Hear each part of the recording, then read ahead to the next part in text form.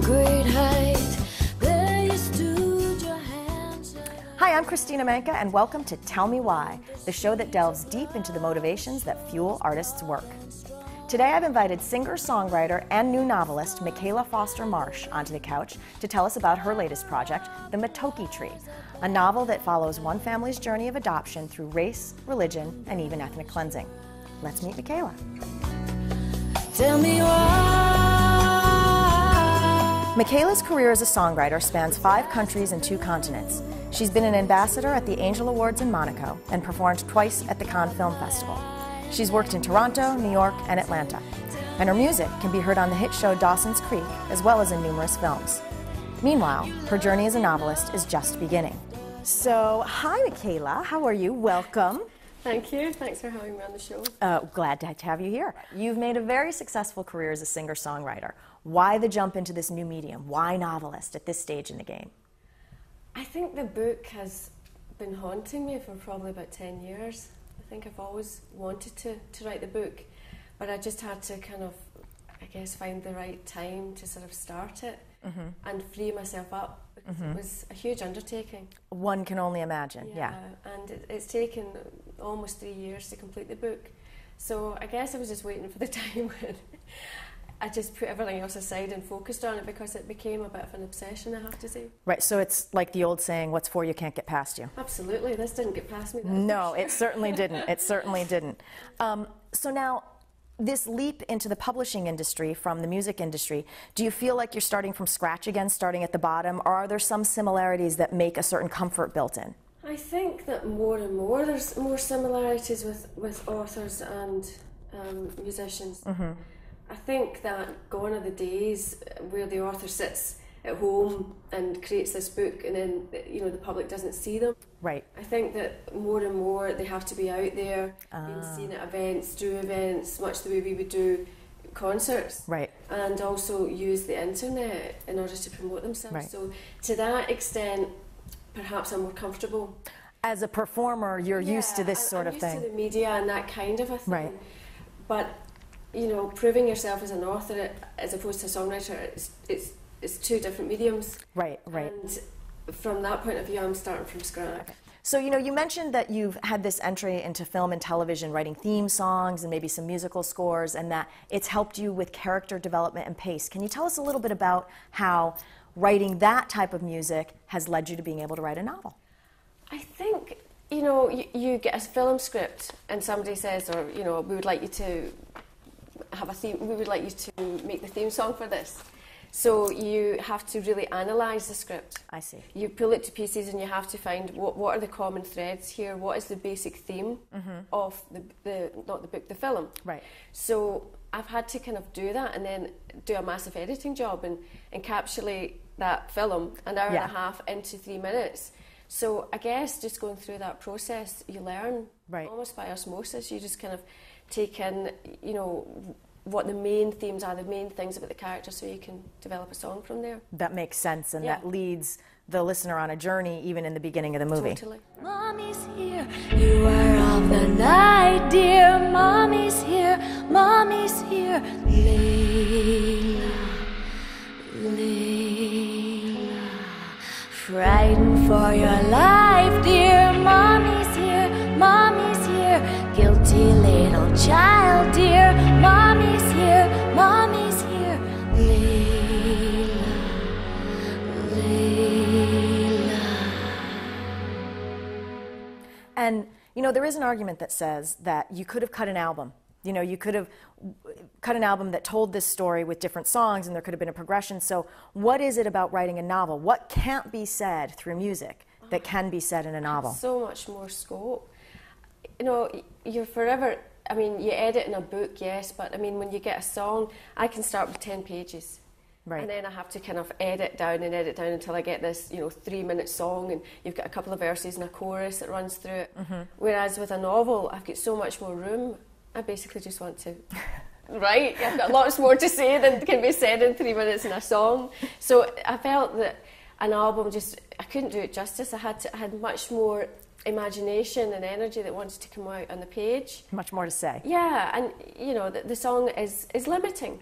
Right. Yeah. Right. No, I can understand that, but each one takes a different journey because the reader will get their own interpretation, much the same way music speaks to each person. Yeah. So now, I know that there is an autobiographical element to this story, which we'll get to in a bit, but regardless of that element, I'm sure you had to start, undergo a whole bunch of research to take this on, which is different than music. So what kind of research did you do and how did you start? Give us that sort of journey. Oh, it was masses of research. I think I started initially with the internet and National Geographics, which I found from that time, which were just phenomenal. They were great.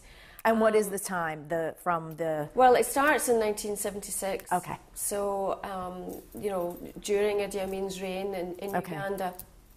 The National Geographics from that time were really interesting for me to read. Okay. But I think probably the most rewarding was actually going to interview people. I interviewed a lot of people that were highly significant to the authenticity of the novel. The novel, and I travelled a fair bit to interview these people. I interviewed a lot of missionaries, head teachers in schools, war, military people, so doctors. So I got a broad spectrum of people who lived through a lot of that time, and also people who have gone through different forms of adoption.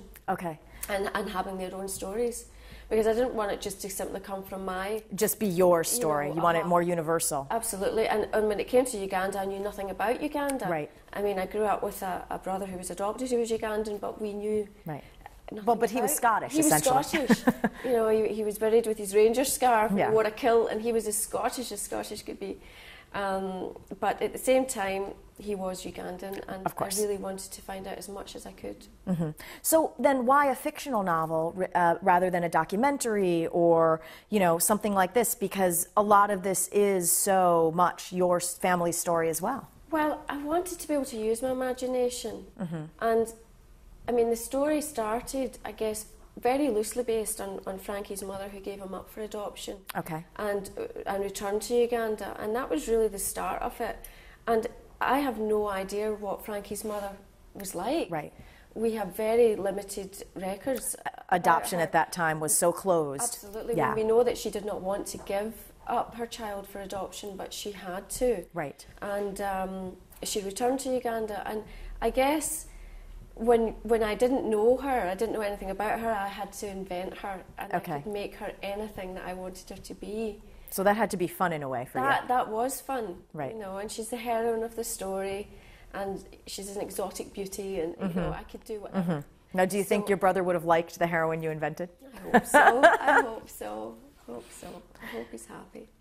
Well, I'm sure he's very proud of you. I'm sure of that. So, well, we've seemed to open up the door to the novel, so let's actually now get into, a little more detail about this novel. What are the main themes that run through the novel? I know that there's, I know it's about adoption.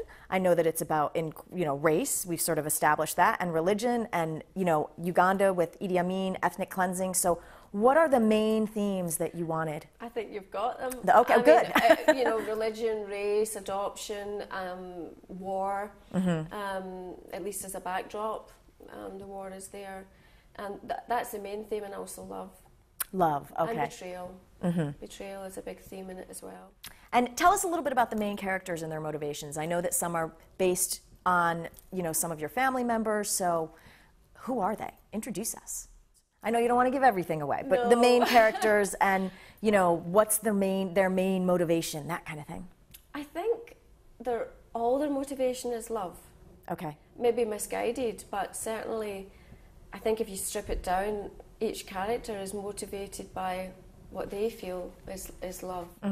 Dembe is one of the lead characters, and she is very loosely, as we said, based on my adopted brother Frankie's mother. And she gives up her child in the book and returns to Uganda. And then Phil is a Church of Scotland minister, a late convert to the church. And is he based on anyone you might know? Just a little bit. Yes, my father was a Church of Scotland minister.